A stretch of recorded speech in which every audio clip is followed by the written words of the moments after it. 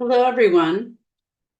I'm Dr. Colleen Coulter. I'm the Assistant Director here at Purdue University College of Engineering in the Graduate Education Office.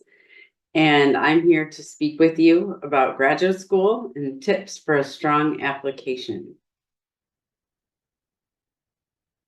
So I will try to monitor the chat as I can when we have some Q&A spots throughout the discussion, but just know that it is just me right now. So I'm going to get through some of the information before I start opening up to questions. You can feel free to put some things in the chat in the chat for questions, but if they get too if there's too many in there, I may miss some. So just understand that you may have to repeat it or make it a little higher up in the listing if you want it answered right away. You can raise your hand in here if you'd like. I believe that option is available to you. But again, I will have Q&A at the end, and you will also receive these particular this particular video was going to be recorded. And so we will distribute it once we have the links available for you. So just so that you know that you'll be able to see these slides again. And so you can just listen right now and just take some notes. So I'm going to go ahead and get started here. The next slide will tell us, if I can get to it, bear with me here. All right, so the next slide, it shows us what we're talking about today. So some of the things that I'm going to cover are primarily the application process, the timeline that's involved, different types of graduate degrees that are offered, and do some quick comparisons. Parts of the application, I'll get into all the different parts, I'll mention them, but there's also some that I'll focus on with a little more time than others, like, for example, letters of recommendation, statement of purpose. And then I will talk minimally about funding. The funding session, I'll point out, is tomorrow evening at the same time slot, and you're able to sign up for that on our events page. And if you haven't signed up for that yet, I will mention it again at the end of this session and show some links to you. So the application process, some things to just put out there right away that I want you to be aware of if you're not already. Directions may vary. So there may be some different directions across institutions throughout the United States, but also different directions between maybe a central graduate school and a department. So those are some things to understand that you will need to look at in various locations for the information that you're gathering. But there's always people that are available to help you. Applications, when they come in, once you submit them, where they go is they go to the professors in the department. So usually there's a processing period of time to gather all the materials, and the program will notify you and let you know when you're missing some things, and then they'll also let you know when it's complete. Sometimes, well, when I say they'll let you know, it really involves you logging into the application system just to check on your status. Then the applications are put together and they're reviewed by the various admissions committees. So what are some things we need to know about? Do we have to have publications?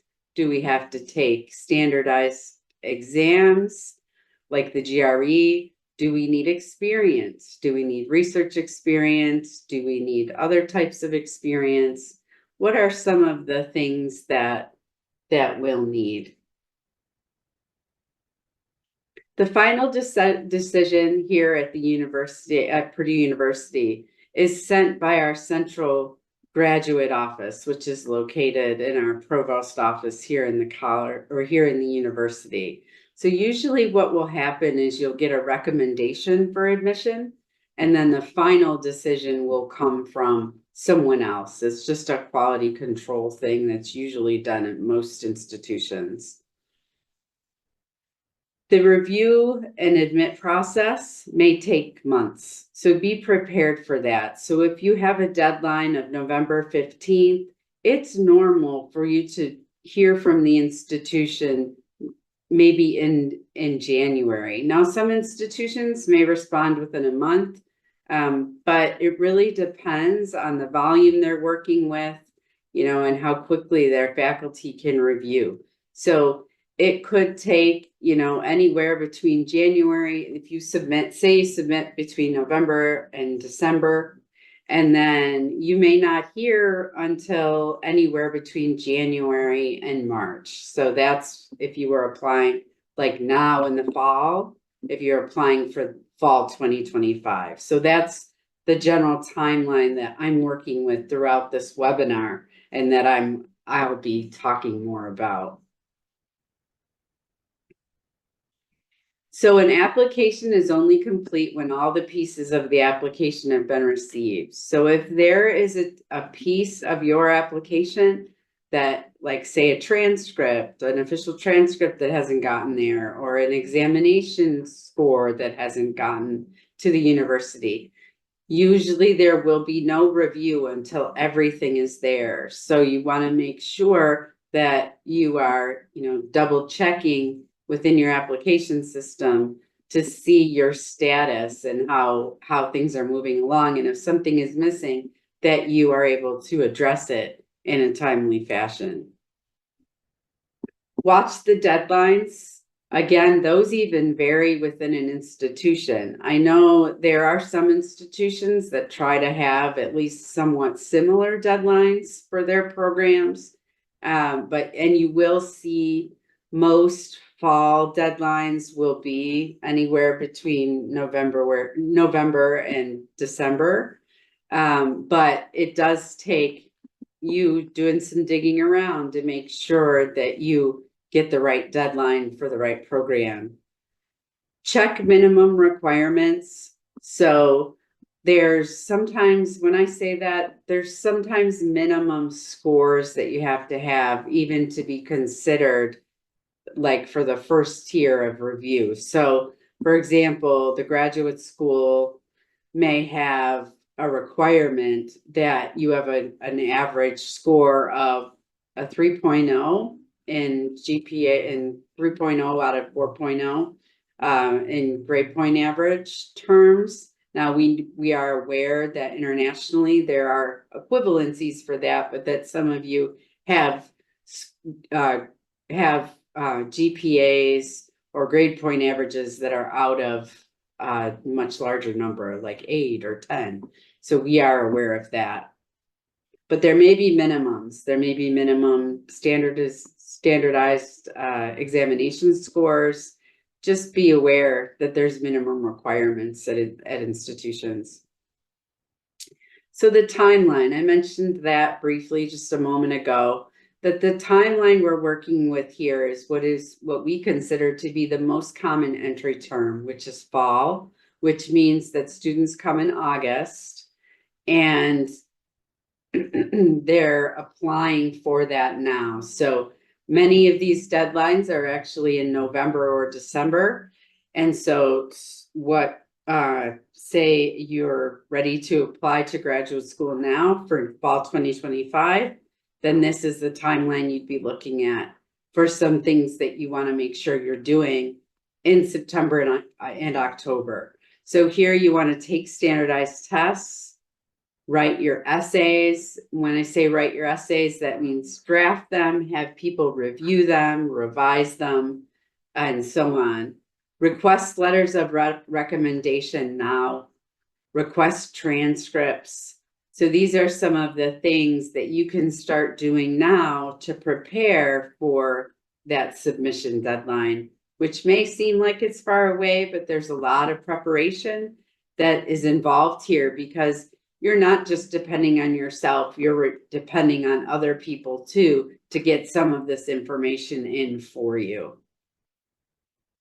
So November, complete the application in November, even though there's all these differing dates that vary across institutions or across programs. Set a deadline for yourself and try to get everything submitted for all of your schools right around the same time.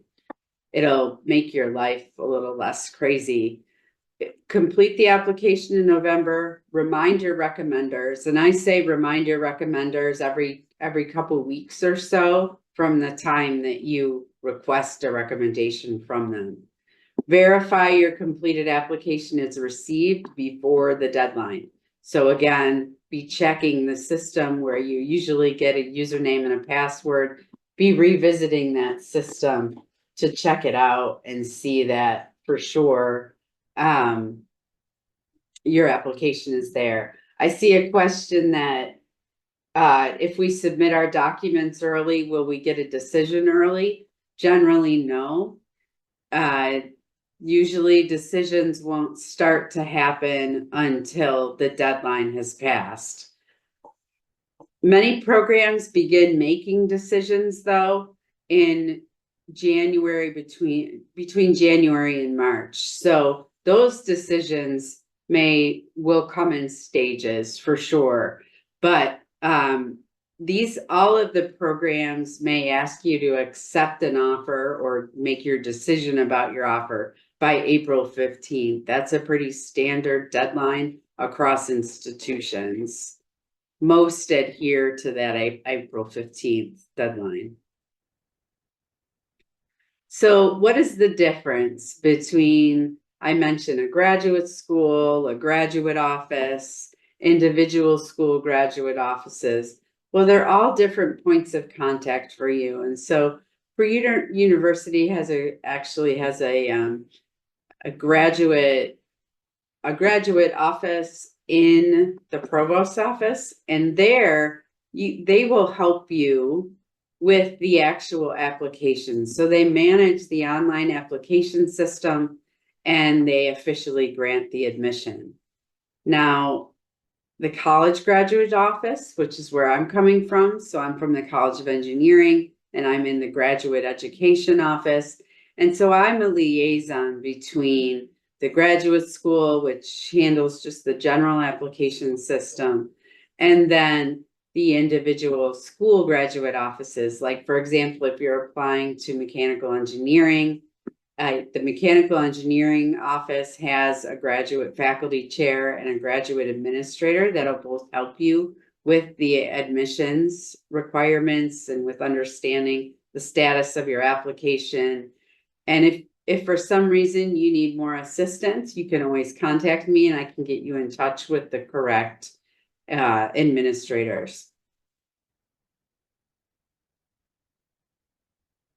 So what is the difference? So when we're applying to graduate school, what is the difference between a master's or a PhD? So these are some of the most common graduate degrees that you'll see for traditional programs. So these are traditional residential programs. Purdue does offer a number of other types of programs and types of delivery for graduate school, but for purposes of this webinar, I am talking about the master's and the PhD residential programs. So the master's is 30 credits versus the PhD, which is 90. Usually if you attend or if you enroll in a PhD program, usually they will also accept your 30 credits from your master's if you completed a master's ahead of time. That's relevant, of course, to what you're studying for the PhD.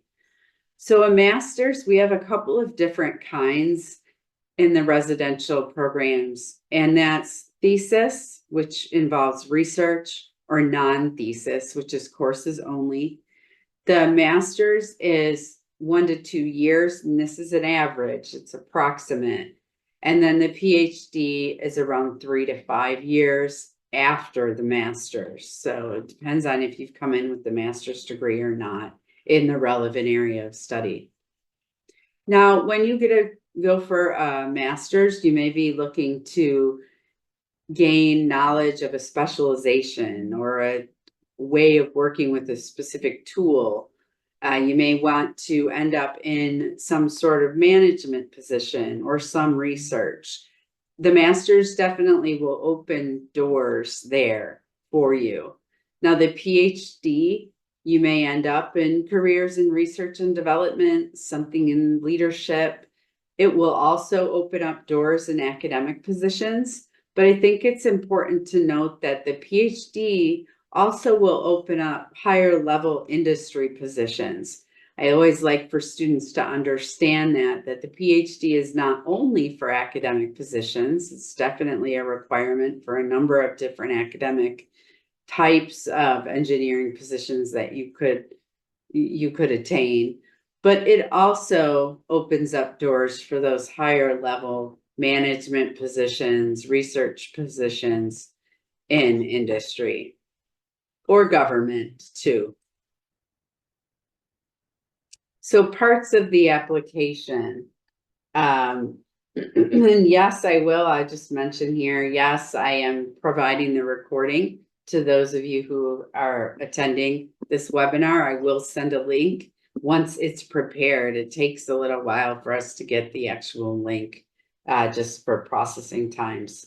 So, and somebody I see here asked about 2026. So if you are applying 2 years from now in the fall, that just would mean that next fall you would apply. So you apply the year before. So fall of 2024, you're applying for fall of 2025, fall of 2026, you apply fall of 2025. So it's the year before that you apply for, or that you apply within those deadlines. Parts of the application. So we have the online application form and fee, the statement of purpose. There's a personal narrative. Those are two different things that you'll write. Letters of recommendation, standardized test scores, but only if they're required.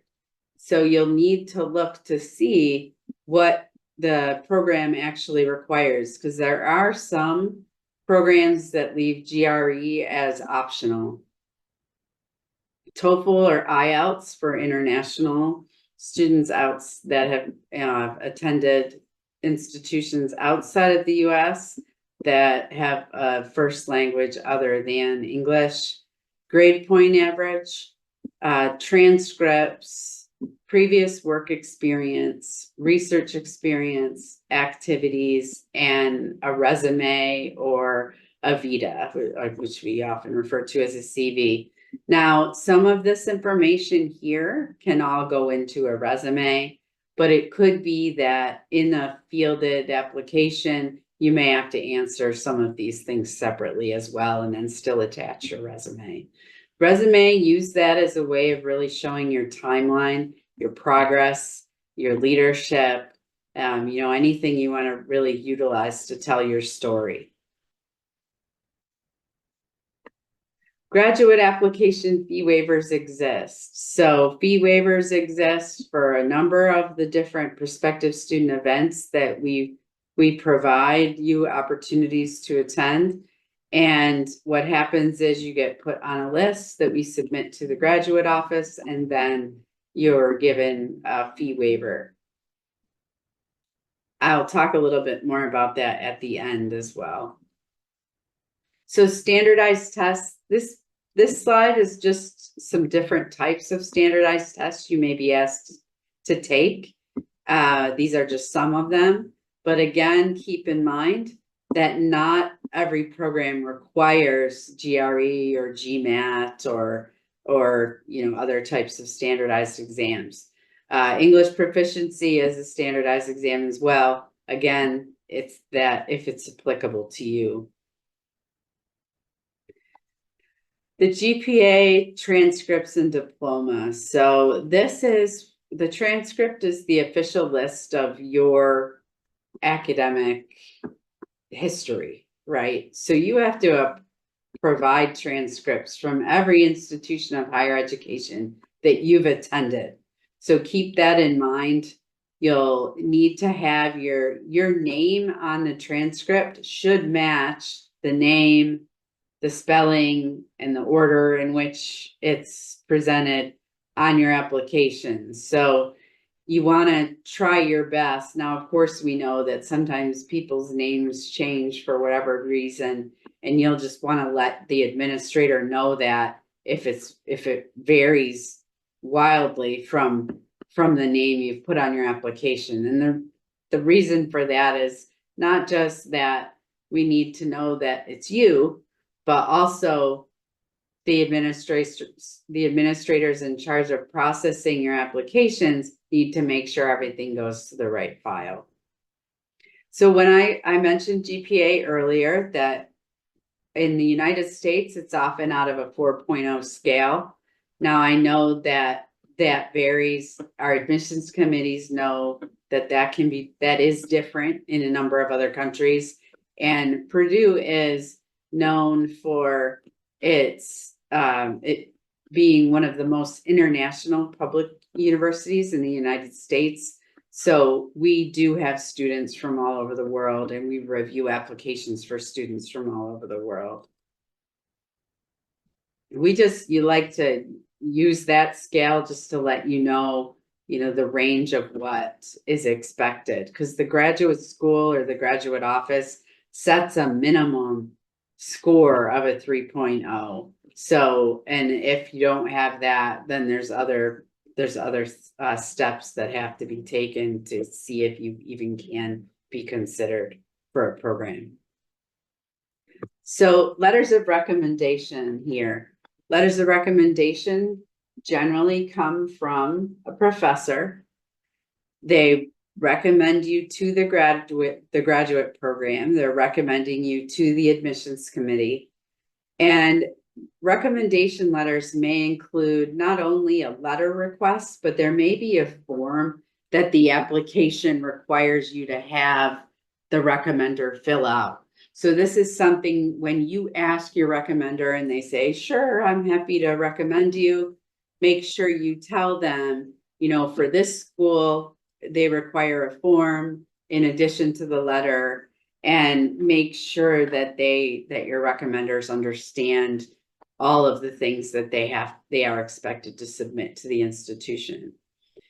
Now, they do not only have to come from professors. Usually there's 3 that are required, and you might decide, okay, I'm going to ask 2 faculty members, and then I'm going to ask my advisor of a leadership group I was part of, or an activity group I was part of. That's definitely okay to do, but you definitely want to have more academic ones than not. And if you've done research with anybody or done an internship, the admissions committee will expect that you have a recommendation in there from the person that you did that research under, or that advised you through that internship or mentored you through it, because they're going to want to hear, how you performed under those circumstances. So tips for letters of recommendation. So I know some of you have more time than others. Some of you, are applying this year. Some of you are applying next year. Either way, get to know your current professors. So if you're in a class with someone, you're in a class with a professor, go see them after class. If you really want to learn more about somebody's research, ask them if you can shadow them for a day. Sometimes these things turn into long-term relationships where you end up being mentored by this individual, but sometimes, it could be that you're just able to get to know a little bit more about what the topic of the course is. So you want to make sure you're selecting professors who can talk about different strengths that you have. Give plenty of notice. So when you ask somebody for a letter of recommendation, I say do it now for a deadline that you have that's in November or December, because you want to give them plenty of notice. Don't forget that they're asked for multiple letters of recommendation before, or at the same time that you're asking, they're asked by multiple other people. Make their job easy with reminders. keep everything in the same email. If you ask them in person, or you ask them on a Zoom or a Teams call or something like that, write to them afterwards in an email, say thank you for agreeing to recommend me. These are the schools, these are the programs, these are the deadlines for which I'm applying. I've attached my, my brag list or my resume. And I also want to just remind you that we met 2 years ago in such and such course, and, give them all of it in one email.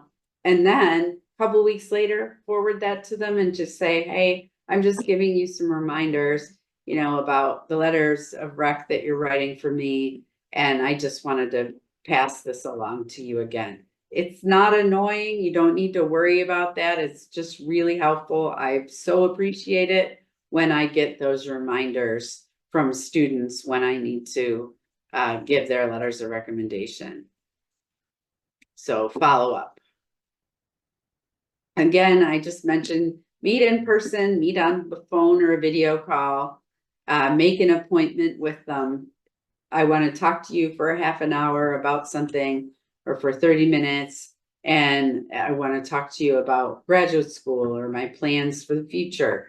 And then ask them, would you be willing to write me a strong letter of recommendation when you see them? So ask them, would you be willing to write me a strong letter? Don't forget to put that descriptor in there. It's important that you get strong letters of recommendation, and you want someone to be honest with you about it. If they say, I really don't remember you from that class, or I really don't write strong letters for students that I've only had for one course, something like that. You'd rather have them tell you that up front than have them send in just a very basic, generic letter for you. So give them an opportunity to be honest about what they're capable of doing for you. And again, I will say this forever, just follow up. It's just really important. So what is this statement of purpose? So we're moving on to that. And yes, you can absolutely ask managers from internships to write your letters. So internships, co-ops, research, you name it. If it's something that is related to your career, or that the career you're planning for, make sure that you ask them. Having something about your activities is really helpful in telling your story. So the statement of purpose is an essay explaining why you want to go to graduate school. For the most part, in general, that's what a statement of purpose is. The directions may vary, the prompts may vary, but the statement of purpose usually is about the academics and about your experience, what has brought you to this particular point. So some applications may also ask for a personal statement. This is a different thing. It's more of a story about you. We call it a personal narrative. This is about you and how you'll contribute to the graduate program. So back to the statement of purpose. Typical specifications, usually short, 300 to 500 words. Don't forget, these admissions committee members read hundreds, if not thousands, of these essays. This demonstrates your ability to communicate. This is one of your first tests, really. When you write a statement of purpose, you're showcasing how well you write, how well you communicate, how well you can showcase yourself. Use simple, direct language. Students that use, or prospects who use a thesaurus to try to make their language sound better, or their word choice sound better, usually end up really confusing the recommender or the reviewers.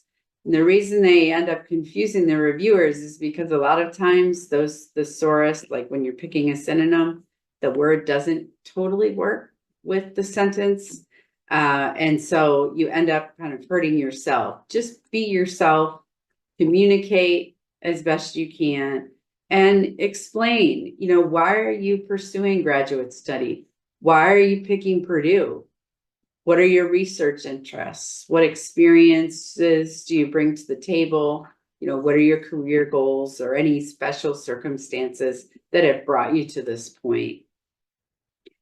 You want to think about mutual benefits. So really think about your audience. When you're writing a letter or when you're writing a statement of purpose, you're really saying, why should this university choose you, right? And then why are you choosing them? You need to show some sort of knowledge, like in terms of saying, there's a certain type of research you'd like to do. Name some of the faculty that are in the program that you want to work with. Name some of the types of research that relate to what you're planning to do. Or even, mention, I know some alumni, if that's the case, like say you did an internship at a company and you met some Purdue alums, say, I met some alumni and I see what they do in their everyday career worlds, and I want to be part of that.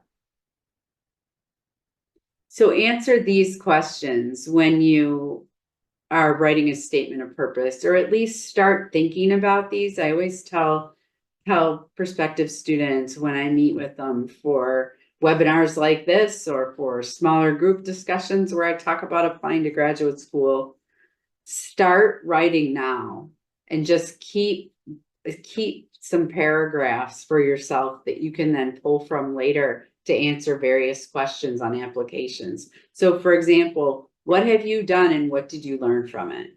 Take some time, write that question down, take some time and answer that, and then keep that in a file. Get organized and keep these things as a reference.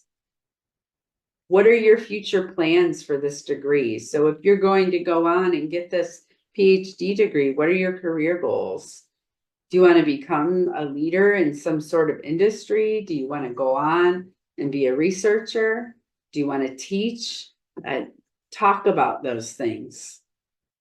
Why are you selecting this program or institution to meet your goals? And what I always tell students is try to stay away from like, the reason I want to go there is because they're ranked #1 in the world and blah, blah, like those kinds of things. Like universities already know their rankings.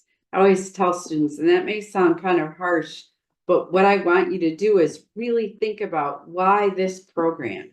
Is it what the students are doing? Is it that it's, they have certain facilities there at the institution that you want to work with? There's obviously people, what types of courses. There's so many different things that you can show your knowledge of the university and the particular program. There's so many different ways that you can do that in a short amount of space. So what else? What else should you include in this statement of purpose? So here's some, and I love this particular slide because it really helps you. If you follow this, I'll open them all up. Wait a minute here. If you follow this can help you start writing. And so as an undergraduate researcher, I want to do this, therefore I can. Or as an undergraduate researcher, I found these things, I experienced these things in the lab, therefore I can do this. Since taking a class in why, I have been able to do these things. Now I'm ready to. So you fill in the blanks. Use these as prompts to get yourself writing, so you kind of create this writing bank of information that you can then use when you're filling out applications. Here's an activity one. During my time as president of Organization X, I learned to Z. I'm looking forward to applying this skill set as a graduate student. So those are some ways to really get your focus going for your statement of purpose. So how to talk about your future plans. What degrees do you seek and why? Express your flexibility with interests, but don't get too over the top, right? There might be a few different research interests you have, but don't mention more than 2 or 3. Use general career plans rather than names of employers. University professor, national lab researcher, automotive industry and research and design, government policymaker. Those are all general terms. So these are some of all of these things, again, I'll just repeat, will be in the webinar link video recording that you receive. So you'll be able to look at all of these things again. So to sum it up, the statement of purpose is a lot in a small space. We realize that. When you write, after you write, you want to go back and revise, and you want to have other people read it for sure, but you read it aloud to yourself. It'll help you remove any unnecessary words or adjectives. Sometimes you'll repeat yourself, you know, when you're writing these kinds of things and you're trying to craft it a certain way. Sometimes we'll have redundancies and repetition that you don't need. Test each sentence individually.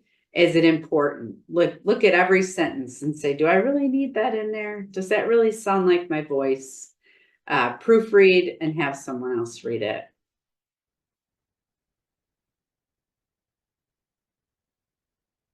So I am going to answer a few things in the chat right now because I don't want to miss all of these.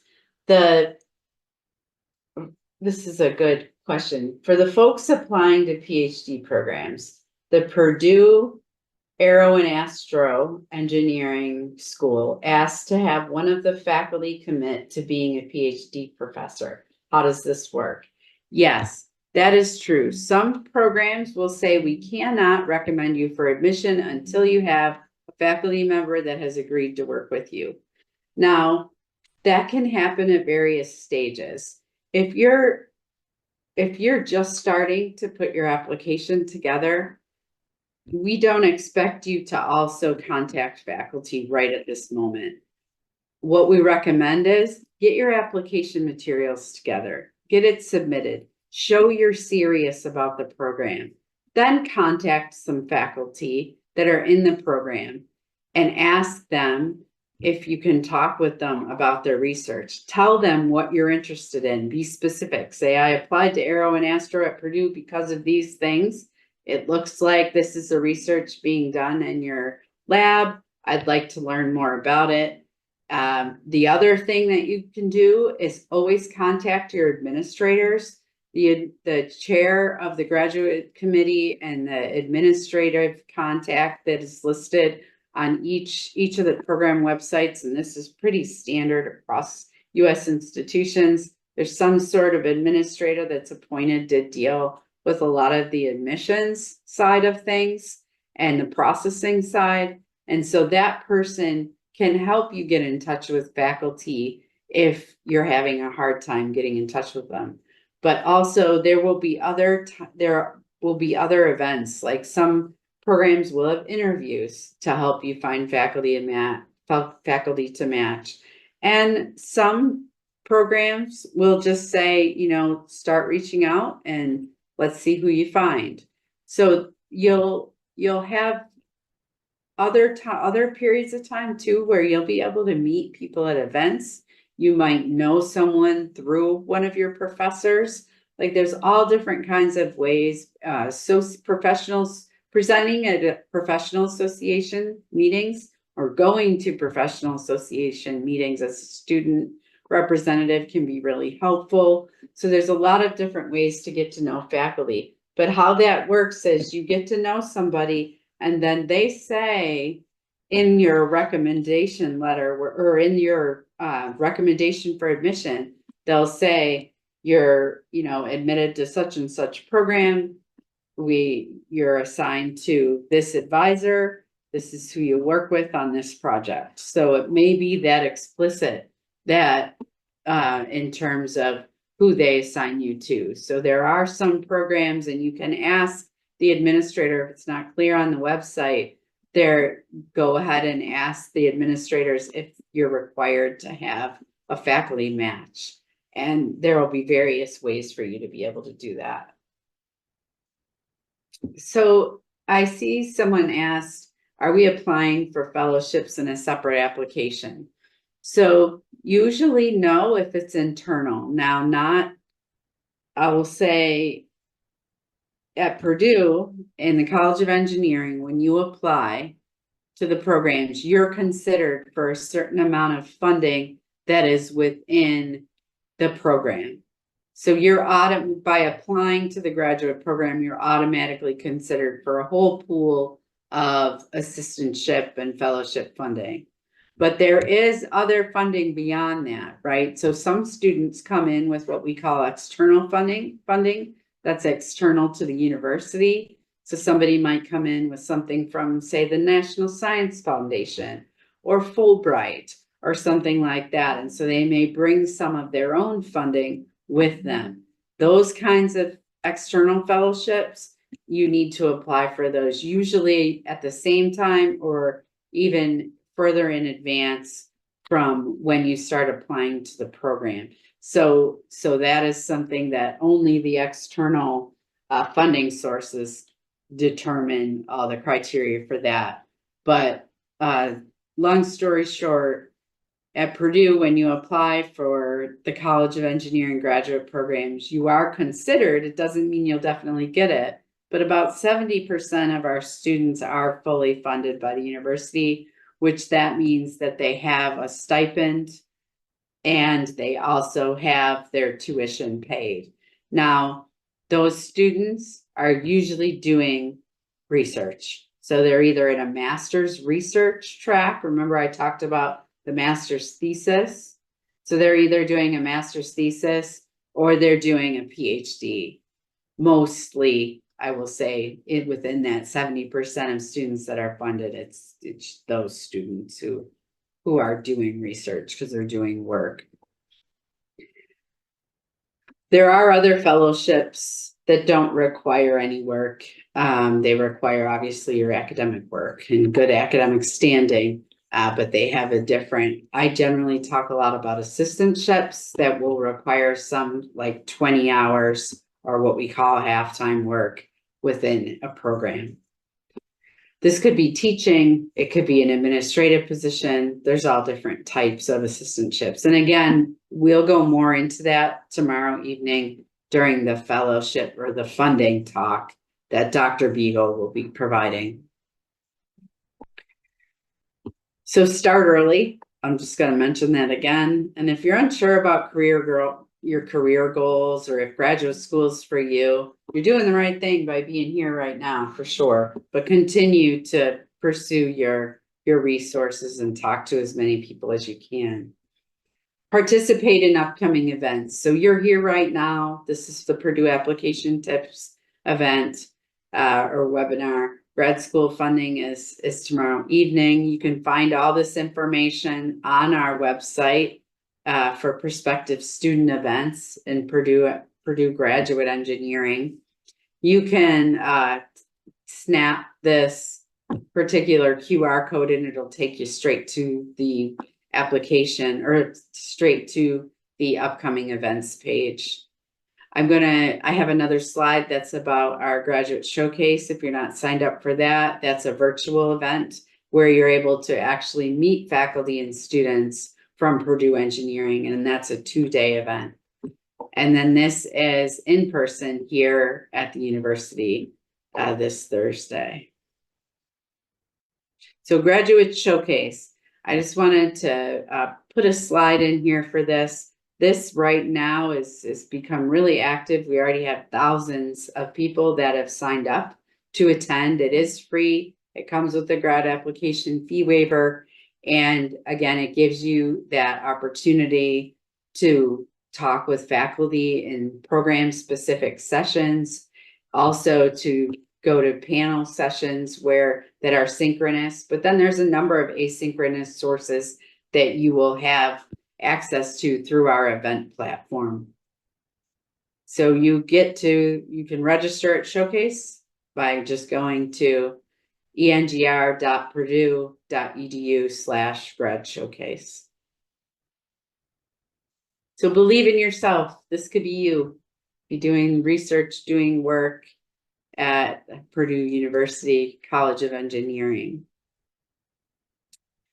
So we are right on schedule. This is when I like to open up the Q&A for you. And so here, what I'm going to do is I'm going to go through, I will say your questions aloud and answer as many of these as I can.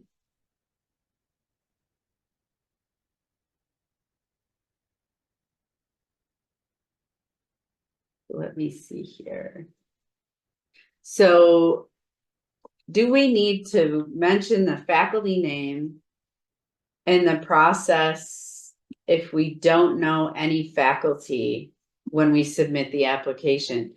When you submit the application, you should know about them. You don't have to know them personally, but you should know some of the faculty and what they're doing in the program. So you should be able, when you apply, you should be able to pretty much show that you've done your homework, that you visited the websites, you read about what is offered at the institution, and you know what you're interested in.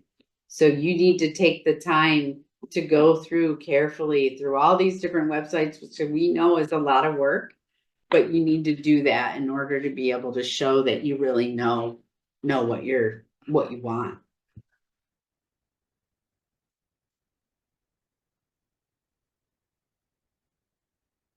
So someone says, do I need an official transcript for the application? So oftentimes, and I can say at Purdue, we do it like this, where you can submit an unofficial transcript at first for your application to be reviewed, but you need to ask, again, program specifically, you need to find out when that official transcript is going to be due. Some may have it due in the first semester of your enrollment, but some may have it due before they'll even offer a letter of or before they'll offer a recommendation for admission. So you want to make sure you ask about that program specifically. And this, I know, applying to graduate school is very personalized. So when you look at all these different programs, yes, each program does expect you to know its own requirements, and it's not standardized. You'll see a lot of things that are the same, but you'll also see a lot of things that are very particular to each different program. So that's just something that you need to be prepared to spend time on. It takes a lot of time to figure out, where you want to go to graduate school and where the best fit is for you.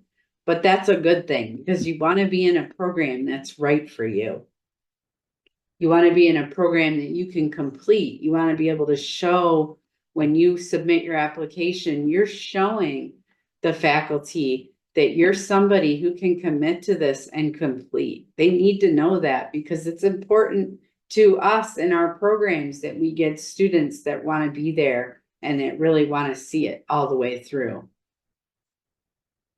And we offer so many services to help students with those things once they are here. I think that's a really important thing to mention, is that, you want to talk to students, you want to talk to faculty and administrators and find out, like, who helps me take care of if I have a health issue, where do I go? How do I get my insurance?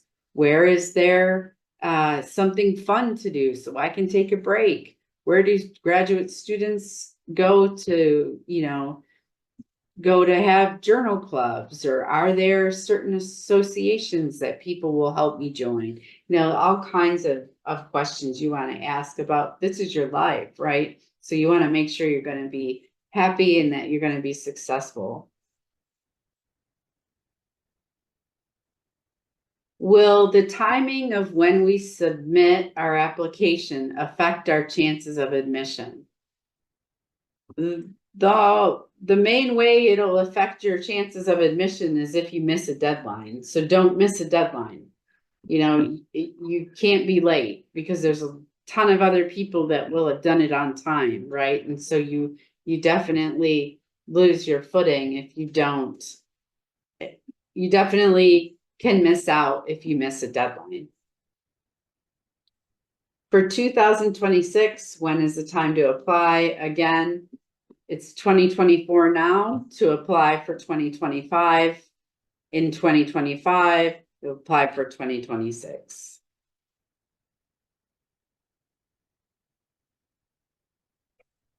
Would I also, these are good questions. All of you have really good questions here. Would I also be awarded an MS degree if I choose a direct PhD program? So if you finished your bachelor's degree, you want to go into a direct PhD, there are options in some programs for you to be issued a master's along the way. So essentially you've been admitted to the PhD program, that's what you're enrolling in, but you still want a master's degree.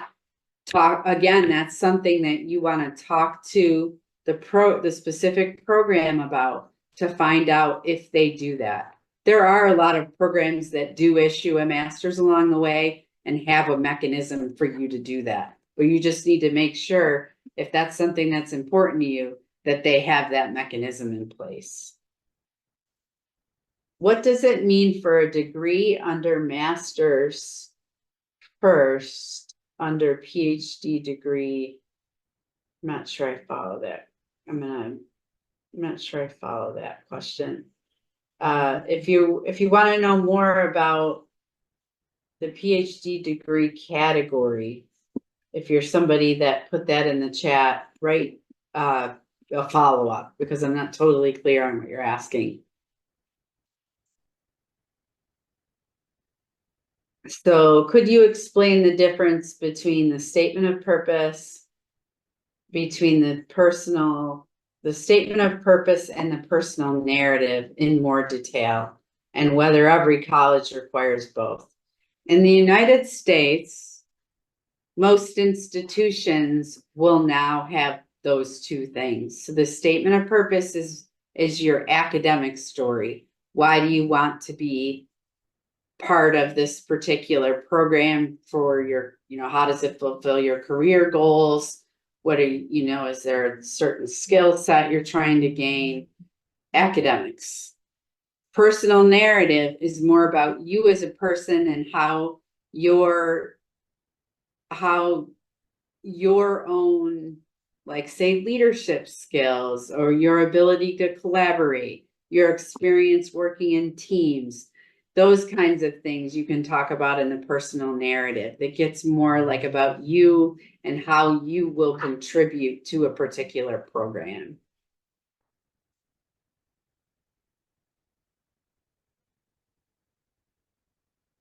I want to know which programs are available in Indianapolis campus for the master's engineering in-person modality. So you will want to, if you know where you're applying, so like you want mechanical engineering or you want civil engineering, contact the program specifically and say, are your courses offered in Indianapolis, in West Lafayette, or both?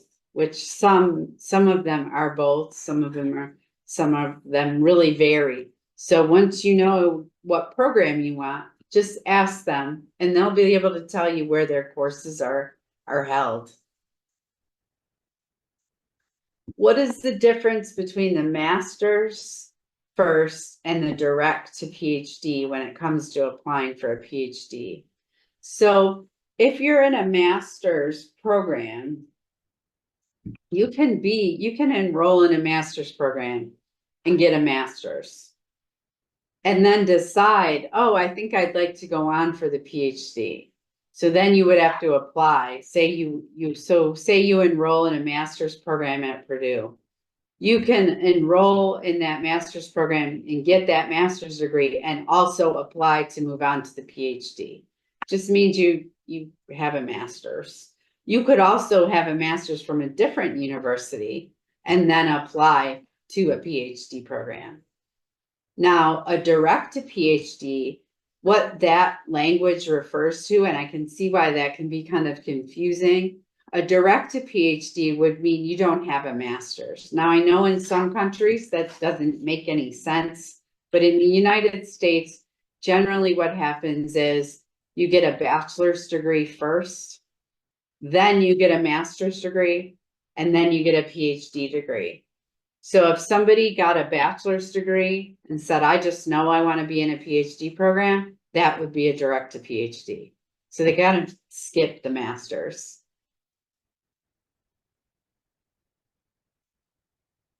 You still end up doing a lot of the work that you would do for a master's. It's just it's just set up a little differently. Not all programs offer them, the direct to PhD, but it's good to ask about if it's something you're really interested in, because you want to ask one of the follow-up questions I would definitely have if you're considering direct to PhD is just, what kinds of requirements do you want students to have? What kinds of experience do you want students to have before they go into a direct to PhD? Then another thing I would always ask, and I'm here to empower you to ask questions when you're in the midst of the application process. So ask, are there any direct to PhD students I could speak with that are currently in the program? And there will usually be a list of students that a program is willing to put you in touch with to then speak with, to understand more directly from a student what their experience is, which is really important for you to do. You make sure that I'm going to tell you this as a kind of just, I hope you take this with you and that you follow these words of advice. Whenever you are applying to a graduate program, before you enroll, make sure you've talked to a graduate student that's in the program. And I say talk to more than one, because one piece of anecdotal evidence is never enough, but you just want to kind of see how they feel about things, see how their experience is going, and also find out, okay, well, when you were a first year student, what did you do? When you were a second year student, what did you do? Is it possible to start in the spring and not the fall? Again, great question. Yes, there are programs you can apply to for the spring. The reason that I focus on the fall in this conversation is because I want you to be considered for the most funding. So the most funding is issued when you apply in the fall for the next fall. That's just how the funding works within the institution for a number of reasons. But if you know a faculty member that you're going to match with, or if you're going to do a master's non-thesis or something like that, absolutely, there are a number of opportunities for you to apply in the spring. Not all programs allow it, but there are a lot of them that do. And I'm going to take one more question here. If I am applying for a different program as a second choice, so the Purdue application allows you to pick two programs. So you can pick your primary choice and then your secondary.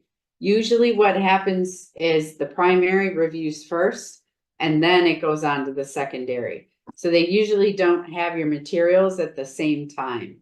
You would need to apply to them separately if you wanted them to review you for certain at the same time.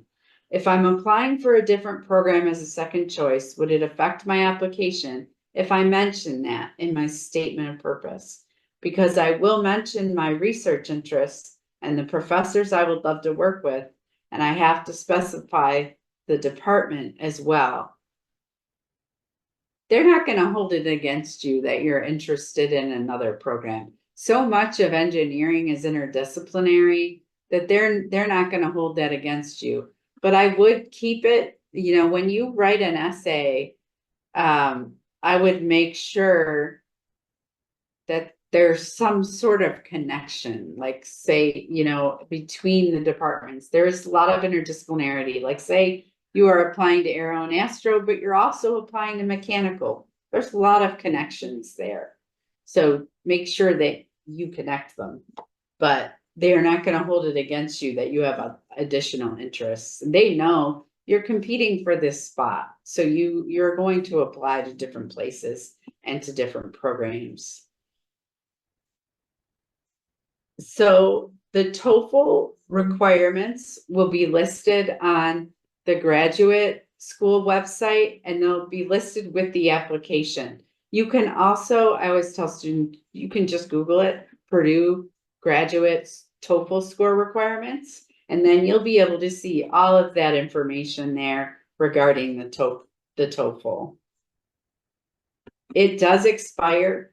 So yes, that it does expire, but also where you have gone to school is a factor.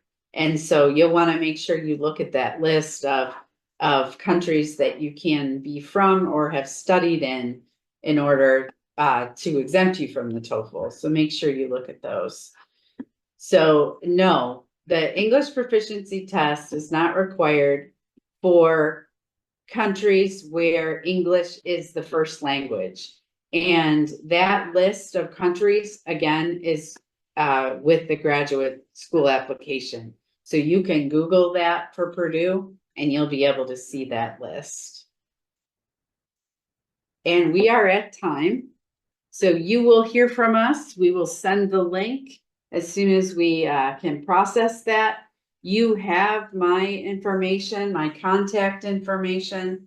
If you need to contact me, again, you can see that here on this slide.